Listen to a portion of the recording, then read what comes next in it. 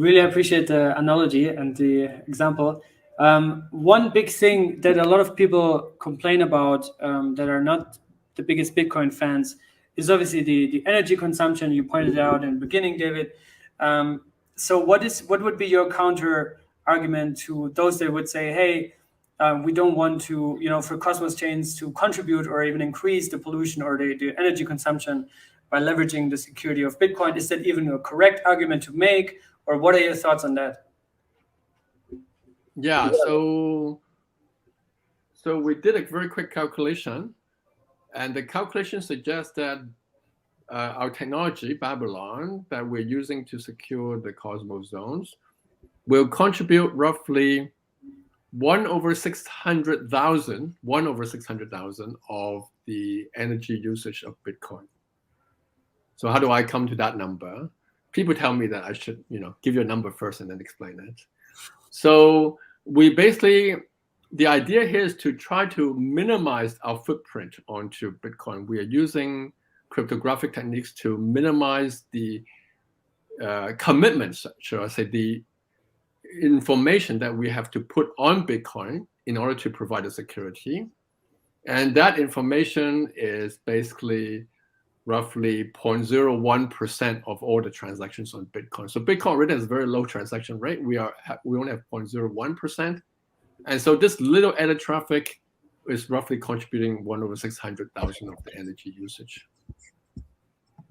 So negligible, basically. Yeah, because right now the transaction fees that we're paying on these information is about 10,000, whereas Bitcoin miners is getting 6.5 billion worth of Bitcoins every year based on block rewards. So this is a very, very small addition.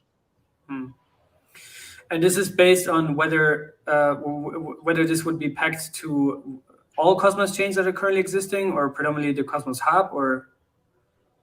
Yeah, the fees that we are paying from, so the architecture is that we use Babylon to make commitments to Bitcoin to get the security, and then we distribute this security from Babylon through IBC to other Cosmos zones. Now, so therefore, no matter how many Cosmos zones uses Babylon, the amount of commitment we put on Bitcoin remains the same. So it's at the current fees, around $10,000 per year. So the fees is independent of the Cosmos zones. So that's the current economics right now for our. So that would also not significantly increase the transaction fees for the zone that is secured additionally through Bitcoin. Because that's also a question I got. Like, yes. So if you think about economically from a cost basis point of view, our cost basis is $10,000 per year. So, and then the checkpoints that other zones put onto Babylon will be sharing that cost. And so from a per transaction point of view, it's just very, very low.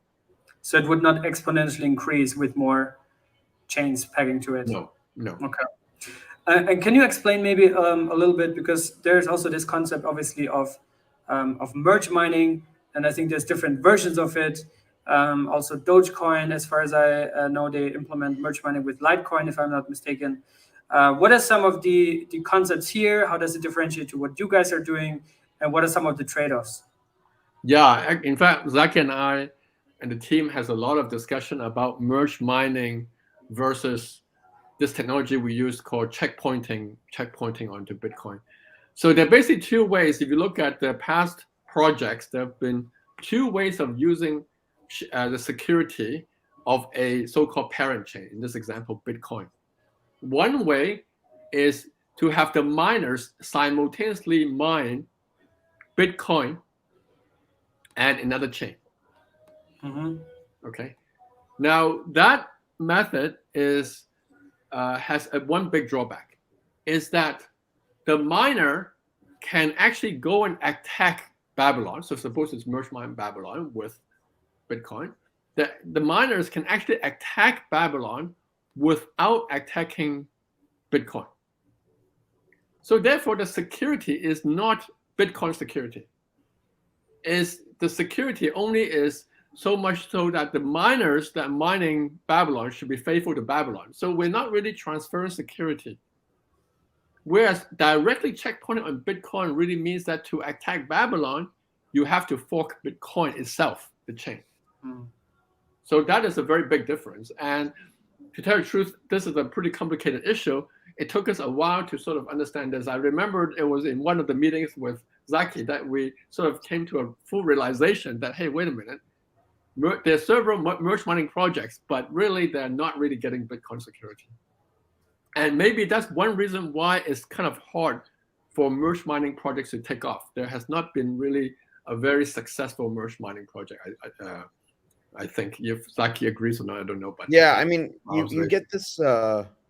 It's this sort of with merge mining. It is this all or nothing thing. We talked a lot about developing Babylon chain as a merge mine chain, and there are definitely a lot of potential advantages. It would be a lot more work to interoperate with IBC in that circumstance, but also merge mining is kind of all or nothing from a security point of view. It's like either you get 51% of Bitcoin mining hash power, merge mining your chain, and you have security, or you basically have nothing. Yeah, I think that's the other point, which is that if you use checkpointing, then Babylon can be built as a Cosmos zone itself. Whereas if we do merge mining, then Babylon is a proof of work chain, and interoperability with Cosmos zone will be rather difficult. Right now, because Babylon itself is a Cosmos zone, we do the hard work interacting with Bitcoin. But in terms of the communication with other Cosmos zone, it's through, we can utilize this very important infrastructure of IBC.